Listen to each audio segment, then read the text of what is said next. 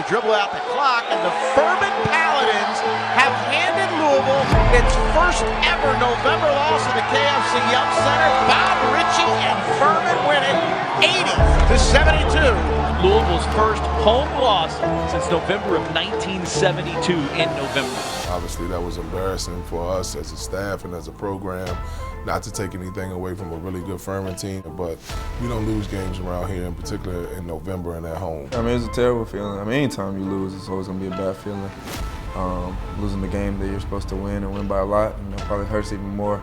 I would say it was a wake-up call, just an alarm that on any given night, anybody can come out and beat us. None of us wanted to lose that game. Any of the coaches, any of the players, we knew that was hard on us, and we knew that we had to bounce back. Knowing that that just happened on our home floor, that really kind of hurt me because I'm not really one to, anyone is to like losing. Nobody likes losing.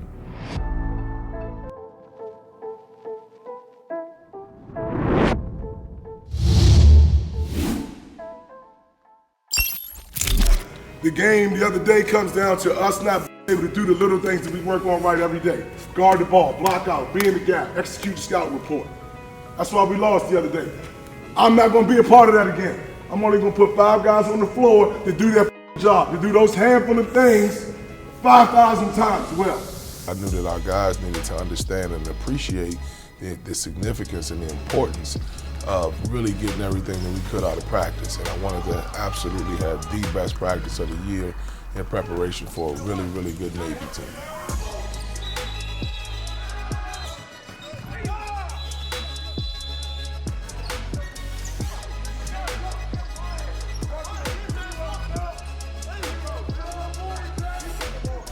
Definitely felt like it was a wake-up call.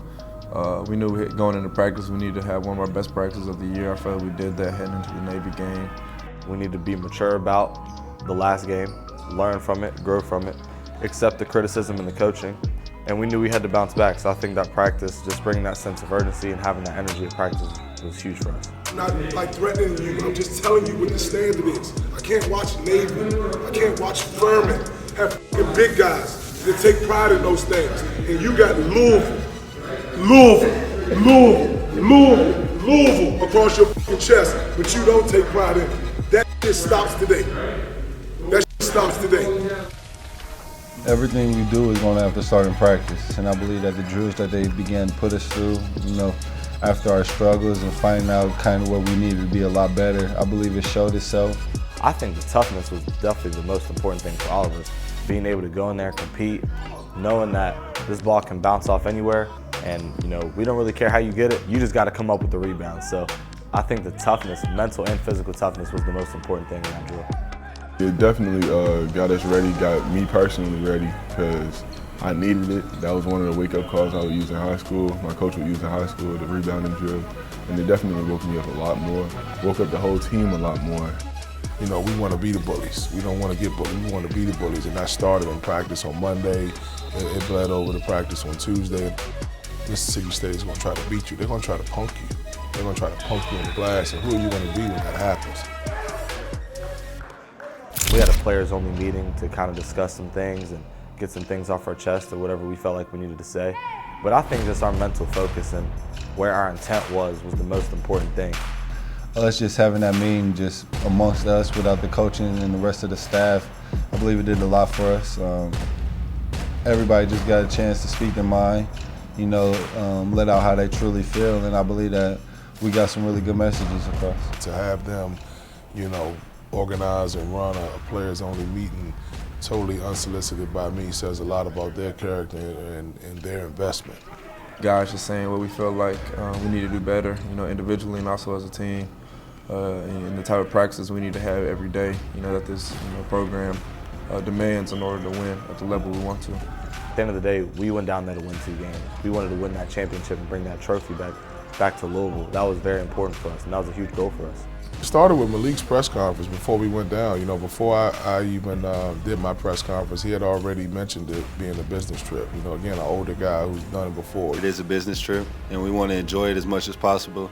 At the end of the day, whenever those game times come, we got to be ready to go. When we're in shoot around, when we're in practice, it's got to be all business. That's exactly what it was. I feel like guys did a good job of, locking in, preparing, Monday and Tuesday heading into the trip. It's an experience that you want to, just take in and you want to enjoy it. So we just had to make sure that message was clear that, at the end of the day, on Thursday at 9:30, we needed to be ready to go. I can see my hopes and dreams trying to fly away. Oh, my desires like a fire, running wild, running wild. Whoa, nothing's gonna bring me down. I really believe that our best practice of the year was the day before we played Mississippi State. Guys were sharp, and this is in the Bahamas, this is in a ballroom, this is in a totally different setting. We competed and we got after each other, minus the rebounding drill, but we did do 3-pad blockouts, which is a drill that we do a lot. I jumped in that drill. It was fun to get back out there. I'm glad I didn't blow my Achilles out or ACL. Not one guy is running in on our class without being hit. Not one. Nah, coach is a great man. He's a crazy man when it comes to that. But it definitely hyped us up a little bit more to see Coach out there with the guys sweating and working hard just like us. Just having, I wouldn't say fun, but keeping us locked in on what our mentality was. I was boxing out. Coach McGee said give him a good little hit, boxing out a little bit, but that's always fun, when Coach hops in the drill. When we went down there, we wanted to own the glass. That was something that we really talked about. We wanted to defend really well and own the glass, and we wanted to be the bullies down there. It did start in practice, and we carried it over into the games, and that's how we became the Baja Bullies. Yeah. You ready? Hey! Let's go. Back.